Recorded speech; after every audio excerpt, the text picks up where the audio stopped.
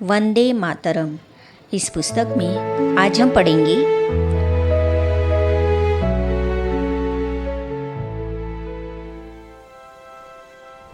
मेरा क्या है, सब कुछ बाबा का ही तो है। इस विषय पर दादी गुलजार जी दीदी मनमोहिनी जी के साथ के अपने अनुभव इस प्रकार सुनाती है। तो चलिए आज हम इसे पढ़ते हैं। दीदी जी के अस्पताल में जाते ही वहाँ ईश्वरीय सेवा शुरू हो गई।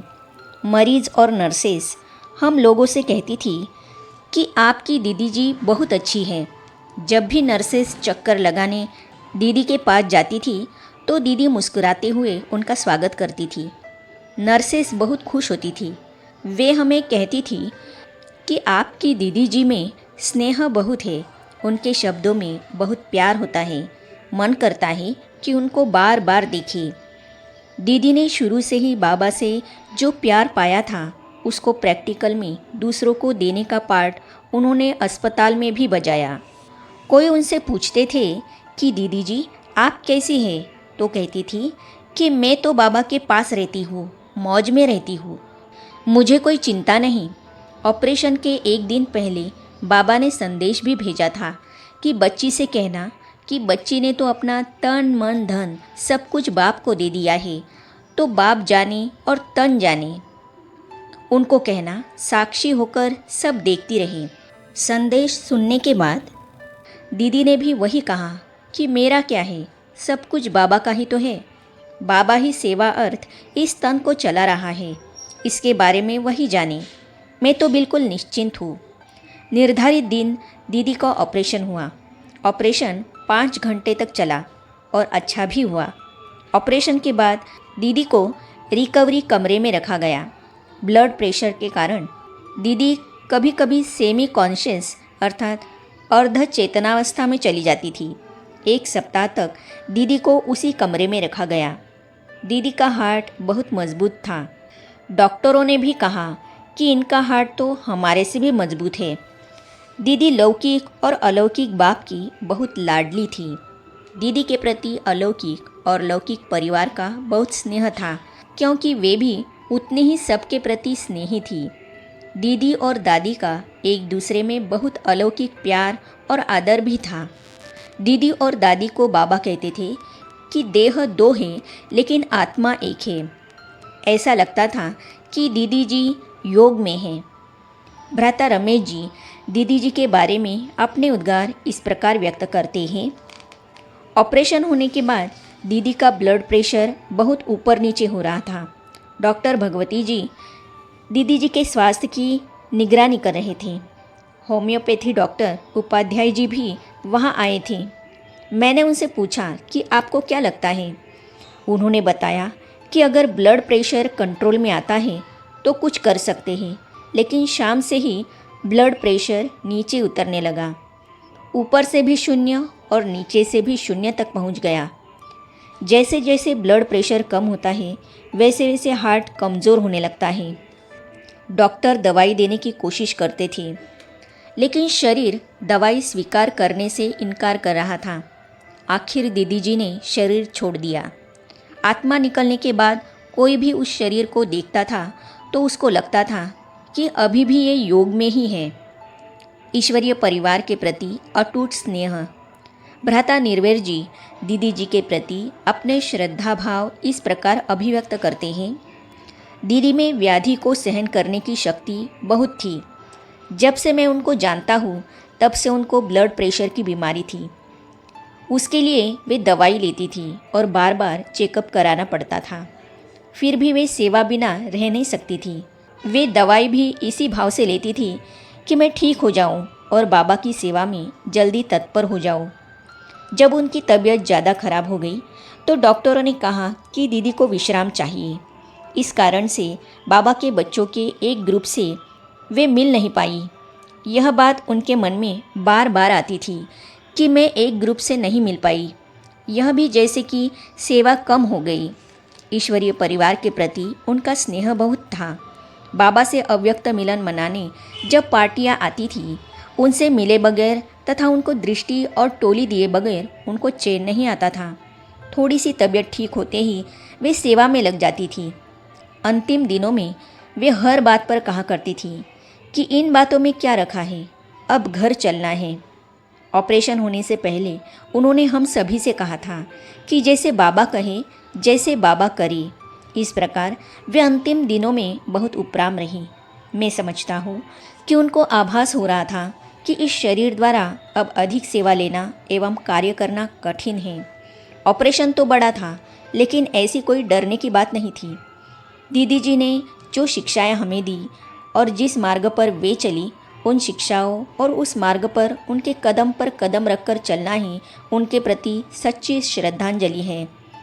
दीदी जी के शरीर छोड़ने के बाद उनके बारे में अव्यक्त बापदादा ने जो महावाक्य उच्चारे वे इस प्रकार हैं। जो सबको मीठी लगती वही बाप को मीठी लगेगी। 2-3 दिनों में मन तेरा के बदले मेरा तो नहीं बना दिया। ट्रस्टियों को डायरेक्शन है कि मन से सदा समर्थ सोचना है, तो व्यर्थ की मार्जिन है क्या? व्यर्थ चला? आप कहेंगे कि स्नेह दिखाया। परिवार के स्नेह के धागे में तो सभी बंधे हुए हो, यह तो बहुत अच्छा। अगर स्नेह के मोती गिराए तो वह मोती अमूल्य रहे, लेकिन क्यों क्या के संकल्प से आंसू गिराए तो वे व्यर्थ के खाते में जमा हुए। स्नेह के मोती तो आपकी स्नेही दीदी के गले में माला बन चमक रहे हैं। ऐसे सच्चे स्नेह की मालाएं तो दीदी के गले में बहुत पड़ी है, लेकिन 1% भी हलचल की स्थिति में आए, आंसू बहाए तो वे वहाँ दीदी के पास नहीं पहुँचे। क्यों? वे सदा विजयी, अचल, अडोल आत्मा रही है और अब भी है। तो अचल आत्मा के पास हलचल वाले की याद पहुँच नहीं सकती। वह यहाँ की यहाँ ही रह जाती है, मोतीबंद माला में चमकती नहीं है। जैसी स्थिति, जैसी पोजीशन वाली आत्मा, वैसी पोजीशन में स्थित रहने वाली आत्माओं की याद आत्मा को पहुँचती है। स्नेह है, यह तो बहुत अच्छी निशानी है। स्नेह है तो अर्पण भी स्नेह करो ना। जहाँ सच्चा श्रेष्ठ स्नेह है वहाँ दुख की लहर नहीं, क्योंकि दुखधाम से पार हो गए ना। मीठे मीठे उल्हने भी सब पहुँचे। सभी का उल्हना यही रहा कि हमारी मीठी दीदी को क्यों बुलाया। तो बाप दादा कहते हैं, जो सबको मीठी लगती वह बाप को मीठी लगेगी ना। अगर आवश्यकता ही मीठे की हो तो और किसको बुलाए? मीठे ते मीठे को ही बुलाएंगे ना। एडवांस पार्टी के लिए भाग्य विधाता बाप की भागीदार आत्माएं चाहिए। आप लोग ही सोचते हो और बार बार पूछते हो कि एडवांस पार्टी की विशेष आत्माएं अब तक गुप्त क्यों? तो प्रत्यक्ष करने चाहते हो ना। समय प्रमाण कुछ एडवांस पार्टी की आत्माएं श्रेष्ठ योगबल की श्रेष्ठ विधि को आरंभ करने वाली श्रेष्ठ आत्माओं का आह्वान कर रही है। ऐसे आदि परिवर्तन के विशेष कार्य अर्थ आदिकाल वाली आदि रत्न आत्माएं चाहिए, विशेष योगी आत्माएं चाहिए जो अपने योगबल का प्रयोग कर सके। भाग्य विधाता बाप की भागीदार आत्माएं चाहिए। भाग्य विधाता ब्रह्मा को भी कहा जाता है। समझा क्यों बुलाया है? यह सोचते हो यहाँ क्या होगा, कैसे होगा? ब्रह्मा बाप अव्यक्त हुए तो क्या हुआ और कैसे हुआ, देखा ना। दादी को अकेले समझते हो, वह नहीं समझती है, आप लोग समझते हो, ऐसे है ना। दादी की ओर इशारा। आपकी डिवाइन यूनिटी नहीं है? है ना। किसी लिए यह ग्रुप बनाया, सदा एक दो के सहयोगी बनने के लिए। जब चाहो, जिसको चाहो, सभी सेवा के लिए जी हाजिर है। इन दादियों की आपस में बहुत अंदरूनी प्रीत है, आप लोगों को पता नहीं है, इसीलिए समझते हो अभी क्या होगा। एक दीदी ने यह साबित कर दिखाया कि हम सभी आदि रत्न एक है। दिखाया ना। ब्रह्मा बाप के बाद साकार रूप में 9 रत्नों की पूज्य आत्माएं सेवा की स्टेज पर प्रत्यक्ष हुई, तो 9 रत्न व 8 की माला सदा 1-2 के सहयोगी है। कौन है 8 की माला? जो ओटे सेवा में वह अर्जुन अर्थात अष्टमाला है। तो सेवा की स्टेज पर अष्टरत्न 9 रत्न अपना पार्ट बजा रहे हैं, और पार्ट बजाना ही अपना पार्ट व अपना नंबर प्रत्यक्ष करना है। बाप दादा ऐसे नंबर नहीं देंगे, लेकिन पाठ ही प्रत्यक्ष कर रहा है। तो अष्टरत्न है आपस में सदा स्नेही और सहयोगी। इसीलिए सदा आदि से सेवा के सहयोगी आत्माएं सदा ही सहयोग का पाठ बजाती रहेंगी। समझा? और क्वेश्चन है? बताया क्यों नहीं? यह क्वेश्चन है। बतलाते तो दीदी के योगी बन जाते। ड्रामा का विचित्र पाठ है। विचित्र का चित्र पहले नहीं खींचा जाता है। हलचल का पेपर अचानक होता है। और अभी भी इस विशेष आत्मा का पाठ अभी तक जो आत्माएं गई हैं उन्हों से न्यारा और प्यारा है। हर एक क्षेत्र में इस श्रेष्ठ आत्मा के साथ सहयोग की अनुभूति करते रहेंगे।